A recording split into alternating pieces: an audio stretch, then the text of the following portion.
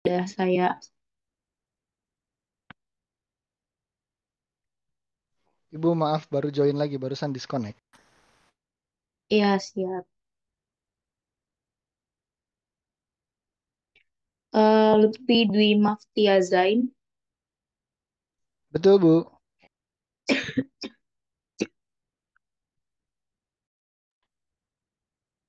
Halo, selamat sore Bu.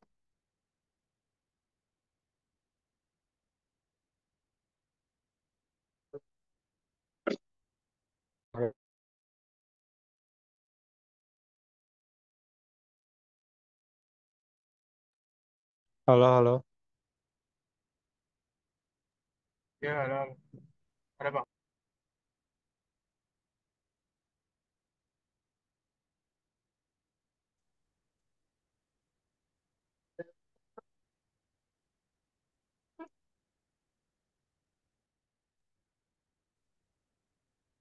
Iya Alfi tadi udah saya ini, udah saya absen.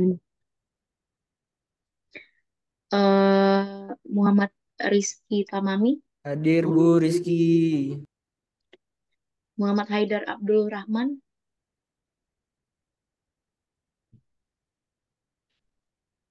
Haider sama Ridho Imantoko semester 2 udah agak-agak jarang. oh tapi kadang masih ada ya. Kadang masih ada. Oke. Muhammad Ramadhani Ismail, Hadir Bu, Ramadhani Bu.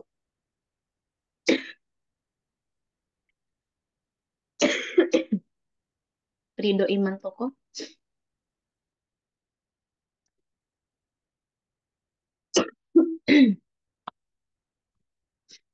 Roni Ferdiansyah Pasca, Hadir Bu.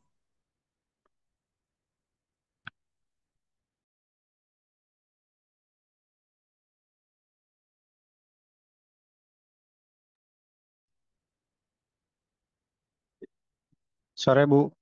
Alfi hadir Bu. Maaf ini masih kerja sinyalnya patah-patah juga. iya Mas Alfi nggak apa-apa. Halo. Halo, iya, Oh ya. Maaf Bu, ini saya masih kerja gak bisa on cam dan sinyalnya iya, patah-patah. Maaf Bu. iya, oke nggak apa-apa. Ya, terima kasih Bu. Eh,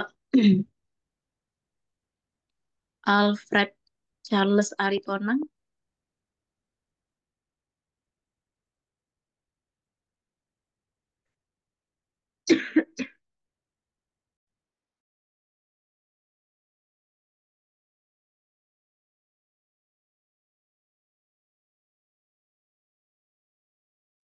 Alfred Charles Aritonang,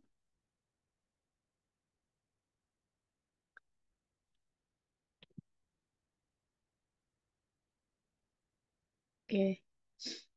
Andika Dwi Putra, Hadir Bu. Nuriani, Hadir Bu.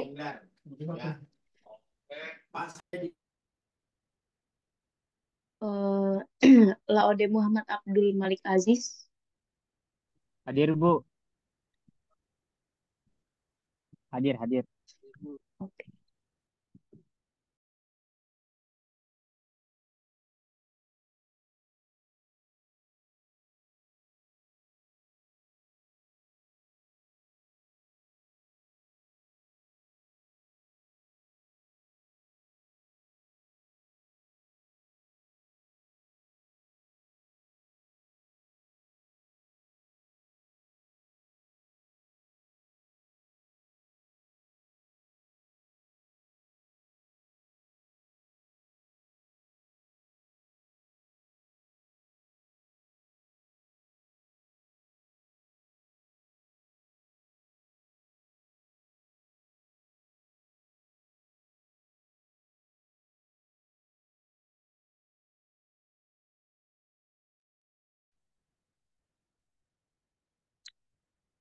Eh,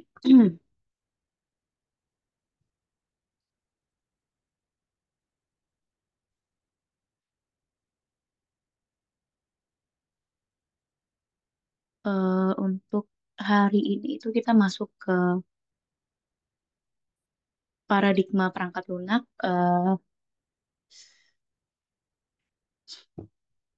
nanti setelah saat break maghrib itu mungkin saya akan ngasih tugas ya, karena ternyata makin sore saya makin batuk.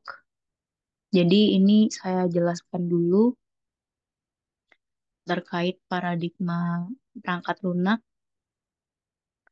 kemudian evolusi perangkat lunak. Nanti tugasnya itu dikumpul di e-learning.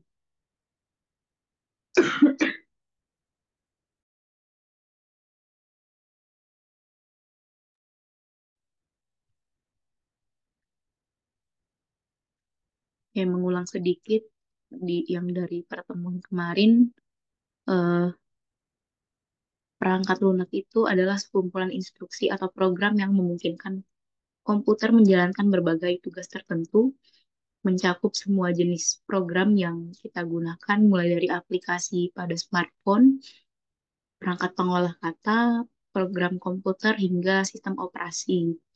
Contoh-contohnya itu adalah Microsoft Office, Adobe Photoshop, Google Chrome, dan Android. Perkembangan perangkat lunak ini dapat ditelusuri hingga awal abad ke-19 ketika Charles Babbage mengembangkan konsep program tersimpan pada tahun 1850-an. Namun konsep ini sempat hilang sampai pertengahan 1940-an ketika munculnya komputer modern.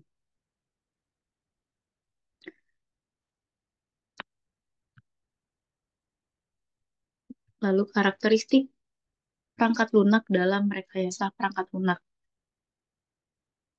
Perangkat lunak itu dikembangkan atau direkayasa, tidak diproduksi dalam arti klasik. Jadi berbeda dengan perangkat keras.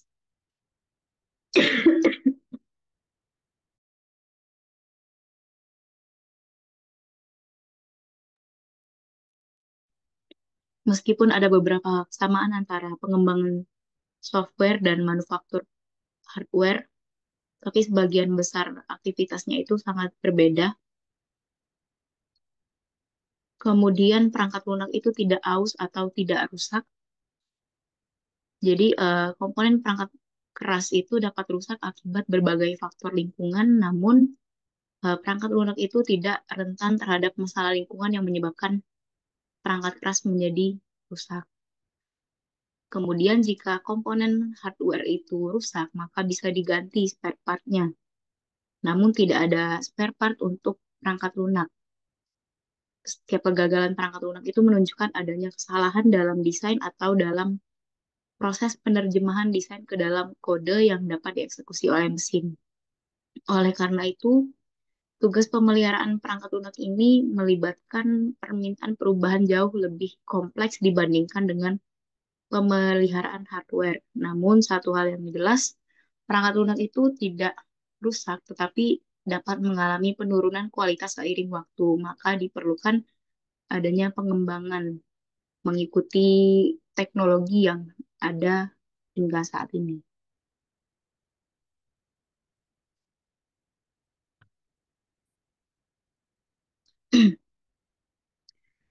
Perangkat lunak tetap dibangun khusus. Bagian perangkat lunak harus direncanakan dan dilaksanakan dengan tujuan agar dapat digunakan kembali dalam berbagai proyek. Komponen yang dapat digunakan kembali saat ini mencakup baik data maupun proses yang diterapkan pada data, memungkinkan pemrogram untuk membuat aplikasi baru dari komponen yang dapat digunakan kembali. Dalam dunia perangkat keras, penggunaan kembali komponen adalah bagian alami dari proses rekayasa. Nah, lalu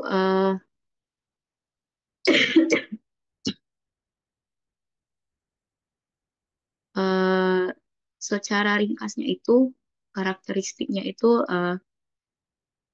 software itu tidak berwujud, kemudian tidak mudah rusak, namun akan menurun kualitasnya seiring waktu, kemudian mudah direplikasi,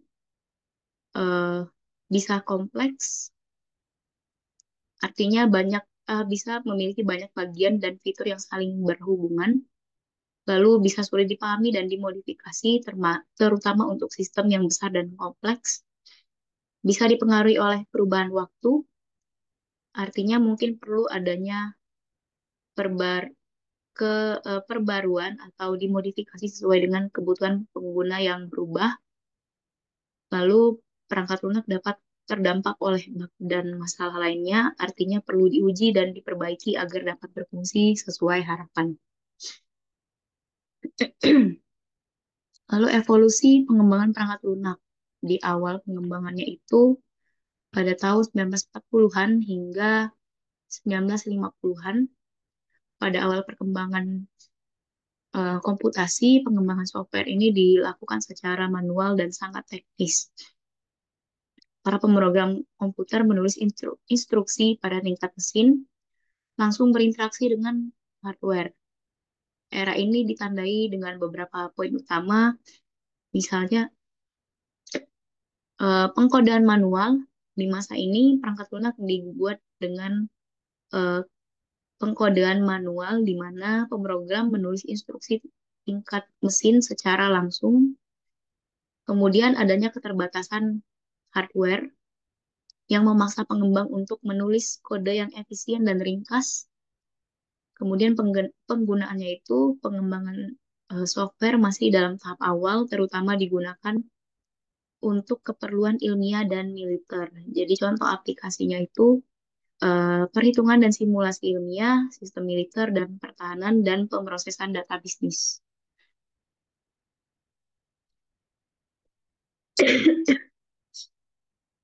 Lalu lahirnya bahasa pemrograman tingkat tinggi di 1950-an sampai 1960-an. Pengenalan bahasa pemrograman tingkat tinggi seperti Fortran, COBOL, dan LASP merevolusi pengembangan software.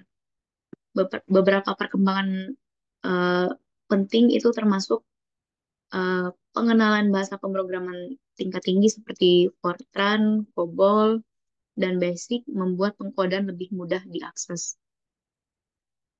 Lalu adanya compiler dan interpreter yang menerjemahkan kode tingkat tinggi menjadi kode mesin sehingga menyederhanakan proses pengkodean. Lalu penggunaannya itu pada aplikasi bisnis dan sistem manajemen basis data yang mulai berkembang pesat. Contoh aplikasinya itu pemrosesan data komersial, sistem manajemen basis data awal, dan pengembangan sistem operasi.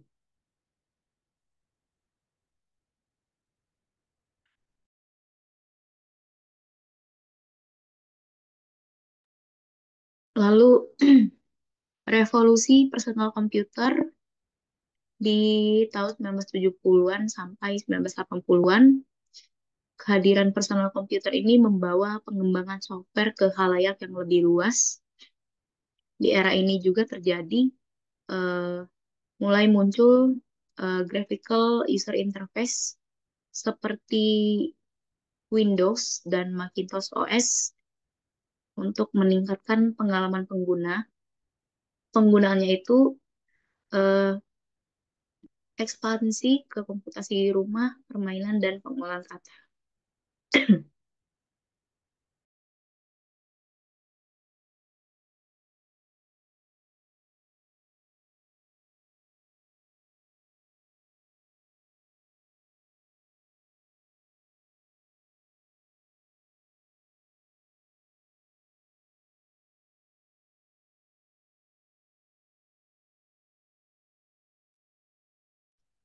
Contoh aplikasi di era itu adalah software pengolah kata, misalnya Word, kemudian game PC, kemudian pengembangan sistem operasi berbasis GUI. Lalu di 1990-an sampai 2000-an itu mulai era internet, munculnya kelahiran World Wide Web, mengubah software menjadi entitas global yang saling terhubung. Lalu muncul juga arsitektur client server, model client server yang memungkinkan pengguna berinteraksi dengan aplikasi web. Penggunaannya itu mulai dari e-commerce, komunikasi daring, dan aplikasi berbasis web. Contoh aplikasinya pengembangan peramban web, misalnya Netscape Navigator, platform e-commerce seperti eh, Amazon dan eBay, lalu layanan email dan pesan instan. Kemudian kemunculan ponsel dan aplikasi di tahun 2000-an hingga saat ini. Perkembangan smartphone dan toko aplikasi telah membawa era baru dalam pengembangan perangkat lunak.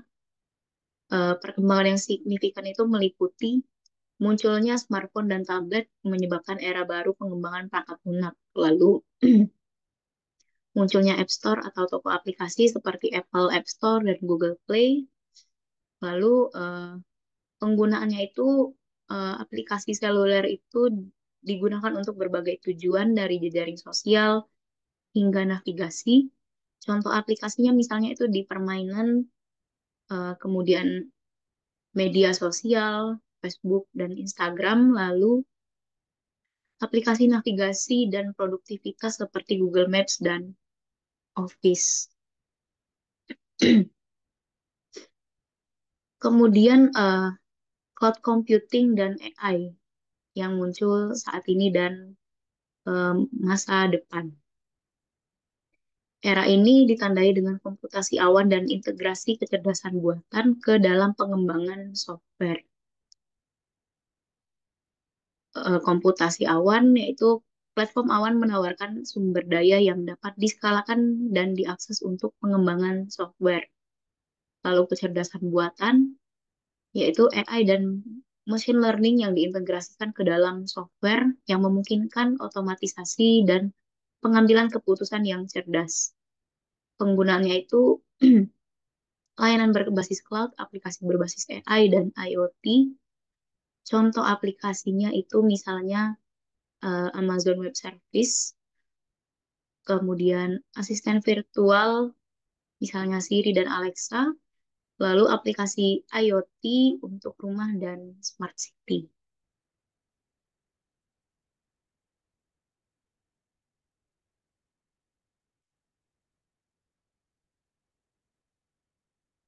Ruang lingkup perangkat lunak. Ruang lingkup perangkat lunak itu eh, ada requirement, design, construction, testing, maintenance, management, tools and method, quality, dan proses.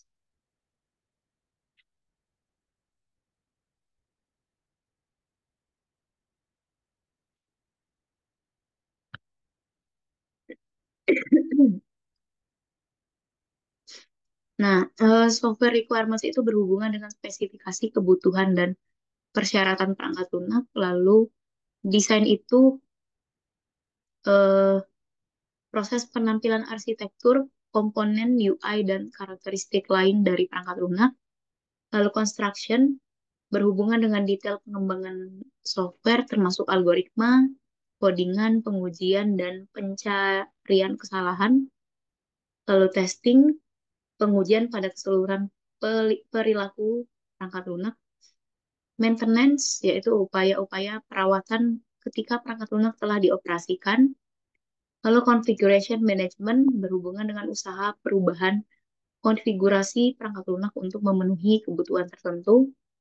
Lalu software engineering management berkaitan dengan pengelolaan dan pengukuran RPL, termasuk perencanaan proyek perangkat lunak.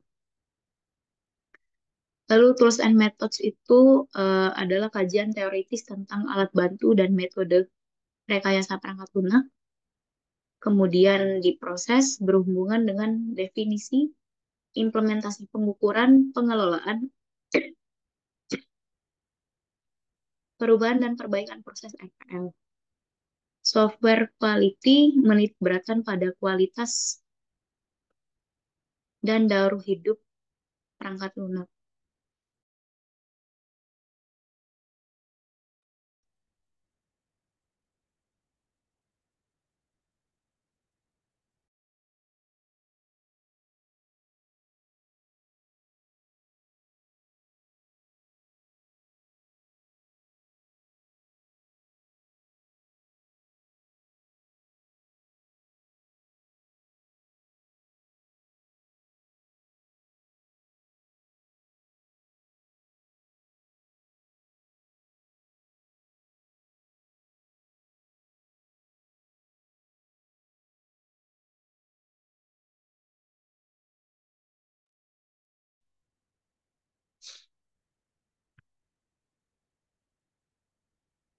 Lalu lanjut ke paradigma perangkat lunak.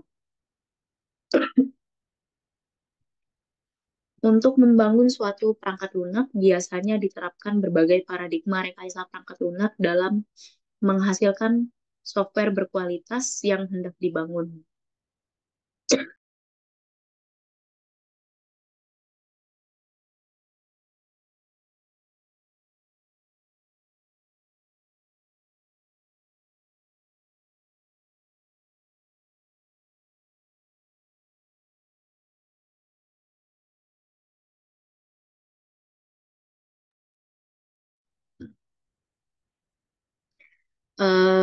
Bisa dengan cara mengamati dari beberapa pengguna ataupun bertanya kepada user secara langsung software seperti apa yang mereka kehendaki dan mereka butuhkan. Beberapa paradigma perangkat lunak itu ada model waterfall, spiral, prototype, rapid application development, extreme programming, fourth generation technique, kemudian unified modeling language.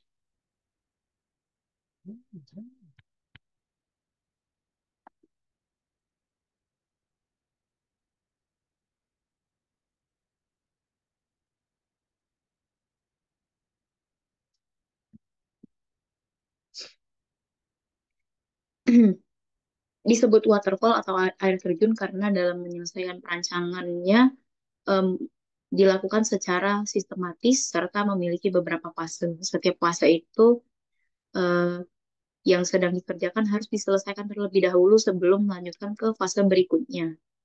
Tahapan-tahapannya yaitu ada requirements definition, tahap di mana pelanggan dan pengembang itu bersama-sama mendefinisikan format dan kebutuhan teknis pengembangan alat lunak dan garis besar sistem yang akan dibuat. Kemudian pengembangan perangkat lunak mulai dilakukan.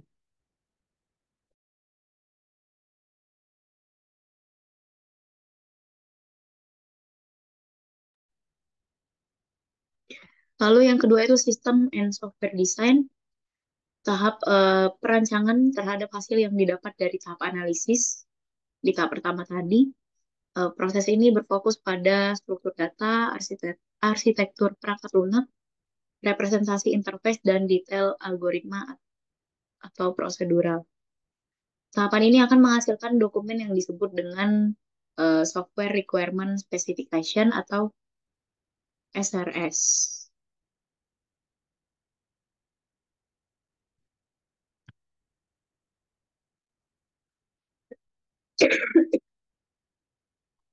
Lalu yang ketiga itu Implementation and Unit Testing.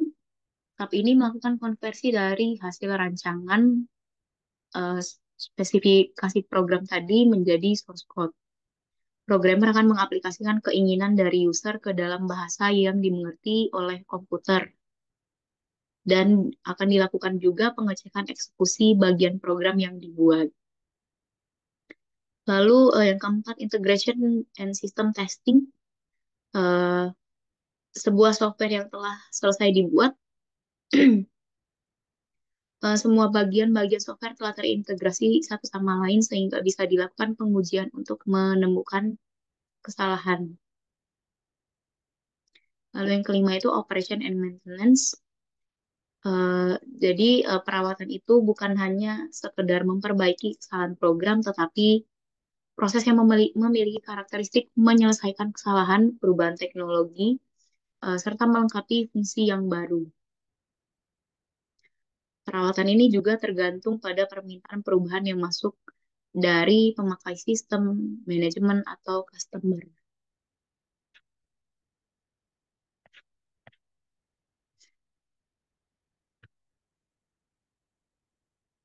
Lalu spiral. Spiral ini muncul eh, dari ketidakpuasannya Boehm. Jadi di tahun 1988, Boehm ini menciptakan manajemen proses yang lebih mudah yang disebut dengan model spiral.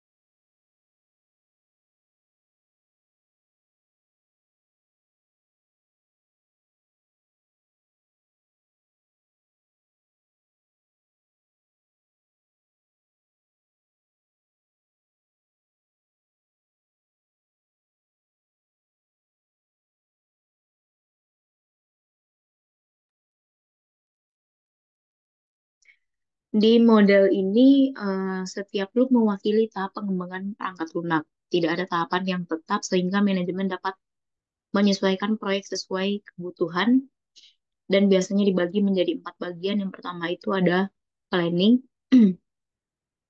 di mana di tahapan ini tujuan, batasan, serta resiko-resiko yang mungkin terjadi itu dirincikan sehingga eh, akan terbentuk strategi-strategi alternatif yang direncanakan sesuai dengan resiko yang ada. Lalu risk analysis, setiap resiko yang telah diidentifikasi itu akan dibuat analisis rincinya, kemudian diambil langkah-langkah untuk mengurangi resiko sehingga tercipta alternatif yang dapat diambil. Kemudian yang ketiga itu engineering, construction, and release. Setelah resiko dievaluasi, rekayasa dan pengembangan model untuk sebuah sistem dipilih sehingga pengembangan yang diinginkan oleh pengguna dapat terpenuhi sesuai kebutuhan konsumen. Lalu ada customer evaluation, yaitu penilaian terhadap hasil pengembangan agar tercipta software yang berkualitas. Lalu juga ada model prototype, di mana di model ini dapat dilihat secara jelas gambaran dari sebuah sistem, di mana pihak pengembang akan melakukan identifikasi masalah apa saja yang dibutuhkan oleh user. Identifikasi tersebut meliputi model interface, teknik prosedural, dan teknologi yang akan dimanfaatkan.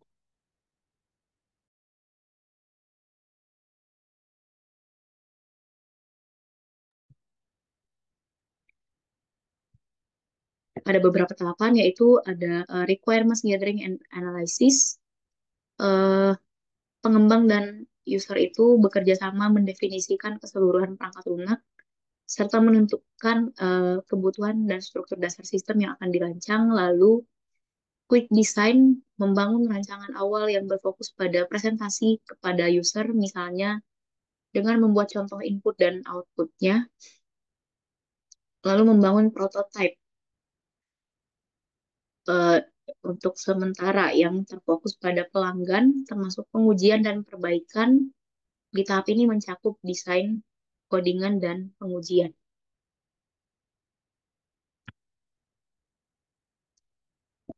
Kemudian user evaluation, user menguji prototipe yang telah dibuat, sementara pengembang memperbaiki analisis kebutuhan berdasarkan masukan user. Lalu refining prototype, pengembang memperbaiki software sesuai evaluasi dari user, sehingga produk akhir sesuai dengan keinginan user. Lalu engineer product, perangkat lunak yang telah diuji dan disetujui pelanggan siap untuk digunakan. Lalu model Rapid Application Development atau RAD, yaitu metode untuk membuat prototipe bagian atau rakitan produk dengan cepat menggunakan dataset 3 dimensi yang memungkinkan visualisasi gambar 3D menjadi objek fisik yang memiliki volume dan dapat digunakan untuk menguji bagian tertentu.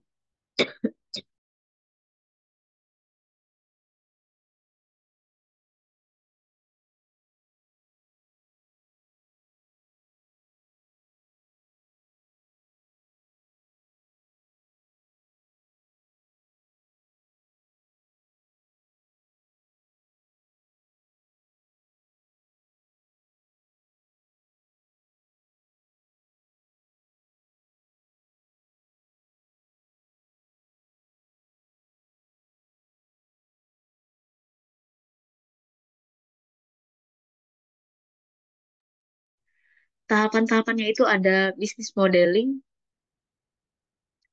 aliran informasi yang telah didefinisikan disempurnakan menjadi kumpulan objek data yang diperlukan untuk mendukung sistem tersebut. Lalu data modeling, aliran informasi yang telah didefinisikan disempurnakan menjadi kumpulan objek data yang mendukung sistem tersebut. Kemudian proses modeling, objek data yang telah ditentukan diubah menjadi aliran informasi yang dapat mengimplementasikan fungsi bisnis. Proses ini mencakup deskripsi untuk menambah, mengubah, menghapus, atau mencari objek data. Lalu application generation, Proses RAD menggunakan kembali program yang sudah ada atau membuat komponen program yang dapat digunakan kembali. Lalu ada testing dan turnover. Jadi meskipun RAD ini menggunakan komponen yang sudah teruji, setiap komponen tetap perlu diuji lagi untuk memastikan kualitasnya, yang mempercepat proses pengujian secara keseluruhan. Lalu model Extreme Programming atau XP. XP ini adalah model pengembangan perangkat lunak yang bertujuan menyederhanakan berbagai tahapan dalam proses pengembangan agar lebih adaptif dan fleksibel. XP tidak hanya berfokus pada pengkodean, tetapi mencakup semua aspek pengembangan perangkat lunak.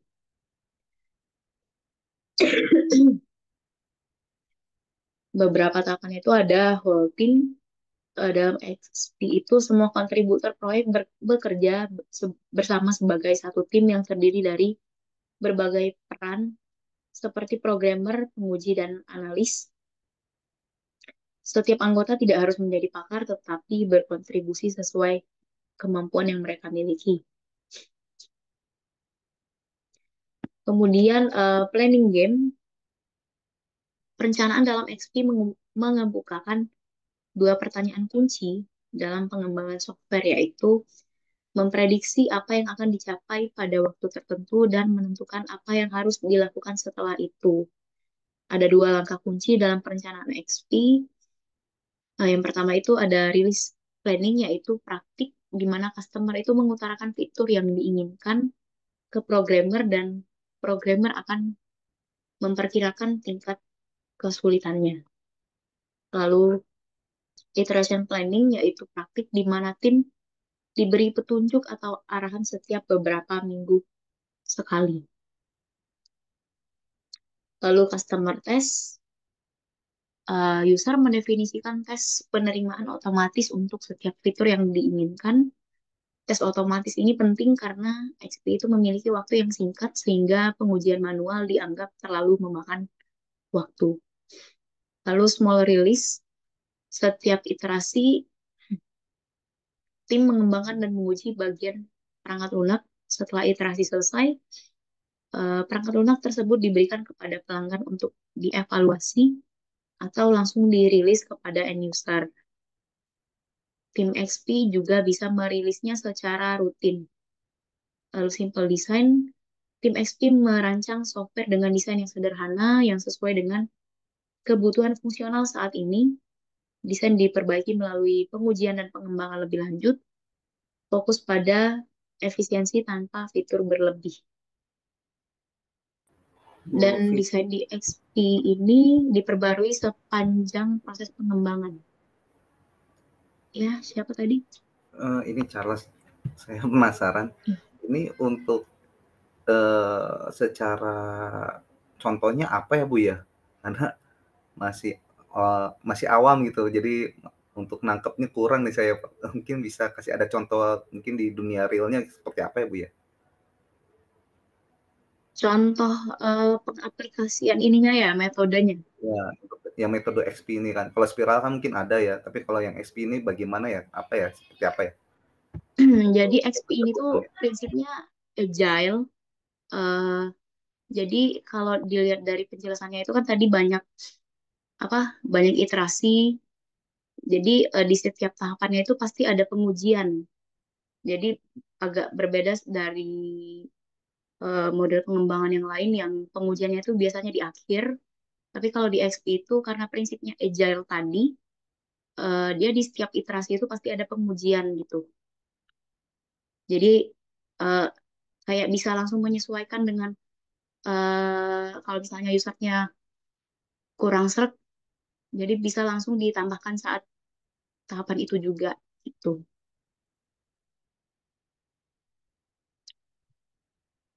Apakah cukup jelas, Mas Charles? Ada contoh misalnya aplikasinya apa gitu untuk develop aplikasi? Kalau aplikasinya itu ya bisa untuk aplikasi apa aja, bisa untuk pengembangan software apa saja. Jadi ya tergantung dari tenaga kerja timnya. Jadi tergantung dari sumber daya di timnya, terus tergantung juga dari eh, waktu pengerjaan softwarenya. Jadi si tim ini bisa milih mau pakai metode pengembangan yang mana. Tuh. Kalau untuk masalah aplikasinya bisa aplikasi apa aja yang dibuat, bebas dari permintaan usernya. Tuh.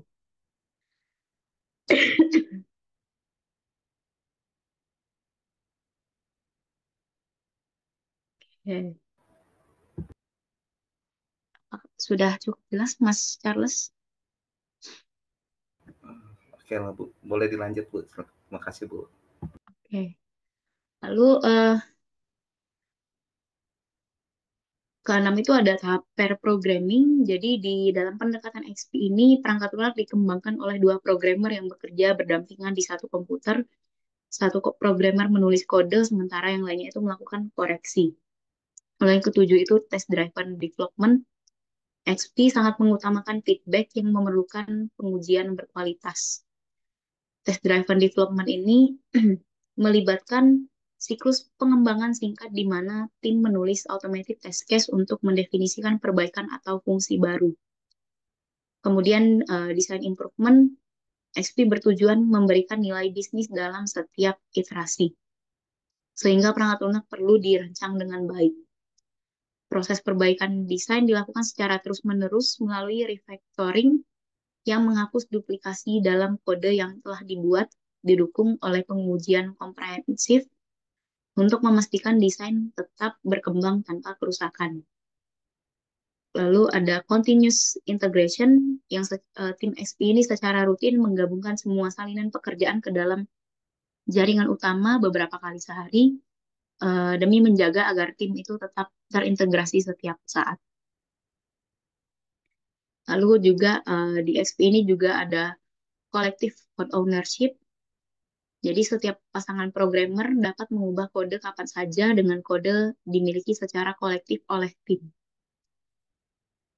Kemudian juga terdapat coding standar. Jadi semua anggota tim XP itu harus mengikuti standar pengkodean umum sehingga kode dalam sistem terlihat seperti dibuat oleh satu orang yang kompeten yang juga pendukung kolektif code ownership. Metafor, tim XP ini menciptakan deskripsi umum tentang cara kerja program yang mereka kembangkan dengan baik. Kemudian sustainable pace, tim XP bekerja sama dalam jangka waktu panjang berusaha mencapai produktivitas yang tinggi tanpa batas waktu yang. Lalu fourth generation technique adalah metode pengembangan perangkat lunak yang memanfaatkan alat dan bantuan yang sudah ada, serta banyak hubungan dengan basis data. Pendekatan ini memudahkan pengembang dalam memenuhi permintaan perangkat lunak dari pelanggan dan umumnya digunakan untuk mengakses basis data. Lalu UML atau Unified Modeling Language adalah alat yang mendefinisikan langkah-langkah penting dalam analisis, perancangan, dan implementasi sistem perangkat lunak. UML ini bukanlah suatu bahasa pemrograman, melainkan sekumpulan model yang berhubungan dengan berbagai bahasa pemrograman yang memungkinkan pemetaan langsung antara model UML dan bahasa pemrograman berorientasi objek seperti Java, Borland Delphi, Visual Basic, dan C++. Nah, ini sedikit tambahan mungkin ya. Pengembangan perangkat lunak agile, jadi salah satu contohnya tadi itu yang sudah saya jelaskan itu tadi ada XP. Jadi agile ini itu adalah sebuah prinsip. Agile ini adalah istilah yang digunakan untuk menggambarkan pendekatan pengembangan perangkat lunak yang menekankan pada pengiriman bertahap, kolaborasi tim, perencanaan berkelanjutan, dan pembelajaran terus-menerus daripada mencoba mengirimkan semuanya sekaligus di akhir. Dan agile ini berfokus pada siklus yang pendek, pengiriman secara iteratif dan bertahap, gagal dengan cepat, kemudian mendapatkan feedback, memberikan nilai bisnis kepada pelanggan lebih awal, serta tentang orang, kolaborasi, dan interaksi. Jadi Agile ini adalah pola pikir yang menekankan transparansi, inspeksi, dan adaptasi. Namun Agile itu tidak terdiri dari peran, acara, atau artefak tertentu. Jadi eh, Agile ini yang seperti yang di XP tadi itu perbedaannya misalnya dengan eh, waterfall. Kalau di waterfall ini kan jelas setiap tahapannya itu dilakukan bertahap dulu, baru pengujiannya itu di akhir, kemudian dilanjut dengan maintenance. Sedangkan untuk yang di XP itu lebih menekankan ke kolaborasi, kemudian komunikasi dengan user. Jadi di setiap tahapan itu pasti ada eh, apa ya eh, komunikasi dengan user gitu. Jadi kalau misalnya usernya kurang suka nih dengan hasil di tahap itu, ya bisa ditambahkan di saat itu juga gitu. Jadi pengujiannya itu bukan di akhir seperti itu. Nah, jadi prinsip agile ini ada Scrum, ada di SDM, Kristal, XP, Kanban, Lean, dan FDD. Seperti itu. Sejauh ini ada yang mau ditanyakan terlebih dahulu?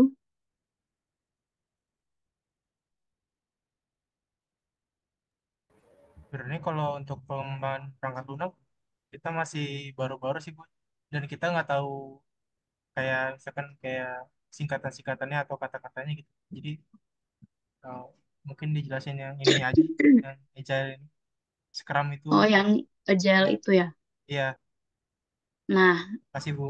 kenapa belum saya jelaskan? Karena mungkin untuk singkatannya aja ya di SDM itu Dynamic System Development Method, kemudian FDD itu Feature Driven Development.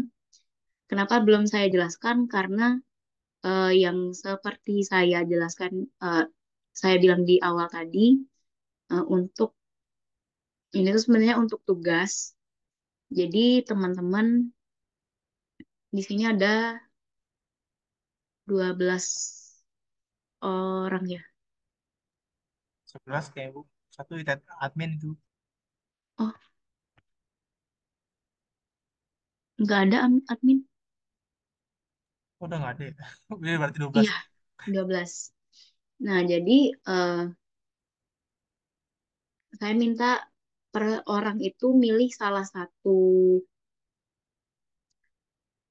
model perangkat lunak yang menggunakan prinsip agile ini yang ada di bawah payung ini.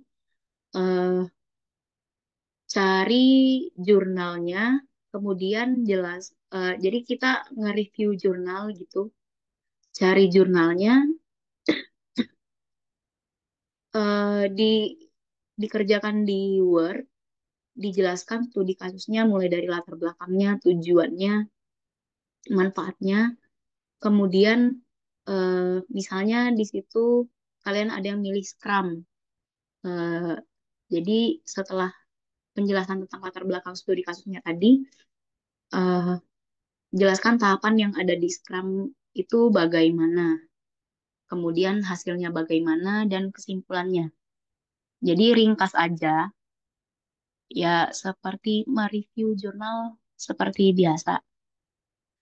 Kemarin-kemarin udah sempat pernah review jurnal belum sama dosen lain? Udah, Bu. Tugasnya itu bukan kayak gitu. Gimana? Yang di chat tuh. Tugas? Iya, tapi pilih salah satu aja Iya, di pilih satu. antara yang ada di file itu. Oke, Bu. Studi kasusnya, kemudian tahapan pengembangannya itu bagaimana, terus hasilnya bagaimana, kemudian kesimpulannya. Itu dikumpul di e-learning, nanti saya buka submissionnya, kemudian saya juga upload materi ini juga. Sejauh ini ada yang mau ditanyakan terlebih dahulu? Iya, saya belum bisa masuk ke learning, Bu. Oh iya, ya nanti di grup juga yang belum bisa ke e-learning nanti nggak apa-apa kirim di WA aja. Yang bisa di e-learning, yang belum bisa di grup WA aja.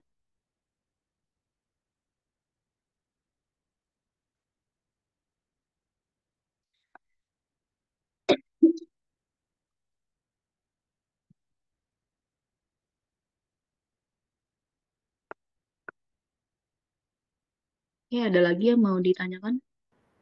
Ini jurnalnya pilih salah satu atau bagaimana, Bu ya? Iya, salah satu aja. Misalnya ada yang milih Oke, oke. Berarti model XP gitu. Jadi cari jurnal yang menggunakan model pengembangan XP.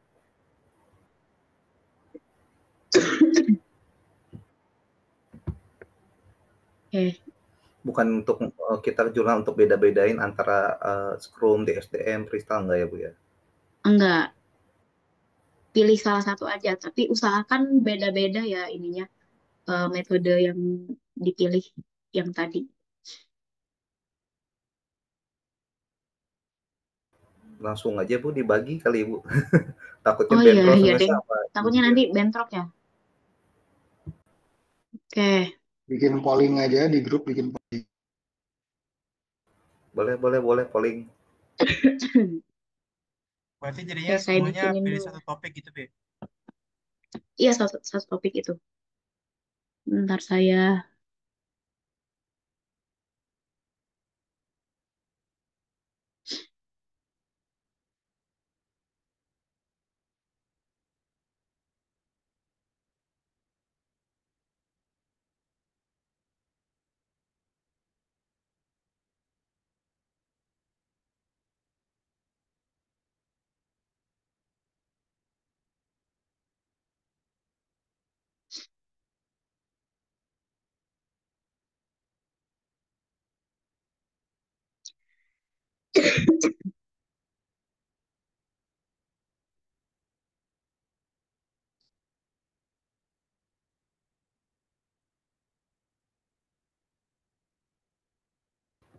Bu, izin tanya, apa saya udah di absen ya, Bu ya? Tadi sempat lagi bentrok kerja.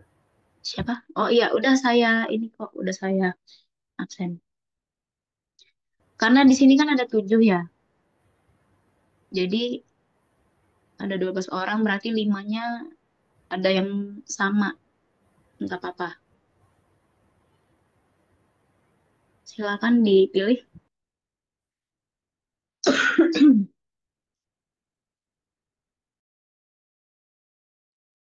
Kalau sama jurnalnya beda-beda, Bu ya. Iya, jurnalnya harus beda. Walaupun metode yang dipilih sama.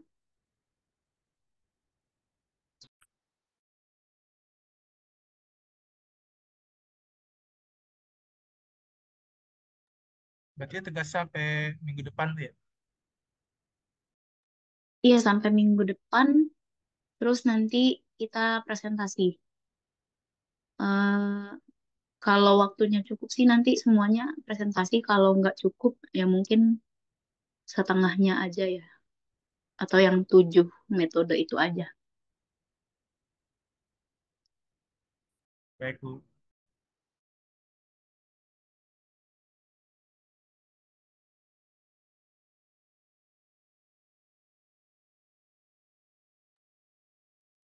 Oke, yang Scrum udah nggak bisa lagi, udah 2.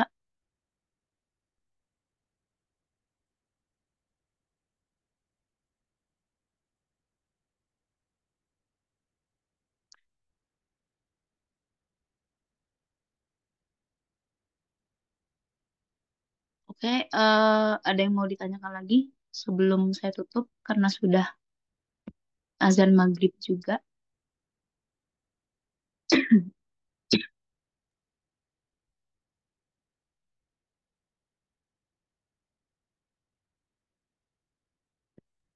Nanti setelah break lanjut lagi apa gimana, Bu? Setelah break nggak lanjut lagi, silakan lanjutkan ke tugasnya aja. Ini waktunya 1 minggu. Oke, Bu. Baik, makasih. Ya, baik. Mungkin itu saja ya untuk perkuliahan sore ini. Terima kasih semuanya. Saya tutup. Wassalamualaikum warahmatullahi wabarakatuh. Waalaikumsalam. Terima kasih. Waalaikumsalam Selamat malam, Bu. warahmatullahi wabarakatuh. Terima kasih, Bu. Terima kasih, Bu. Sama-sama.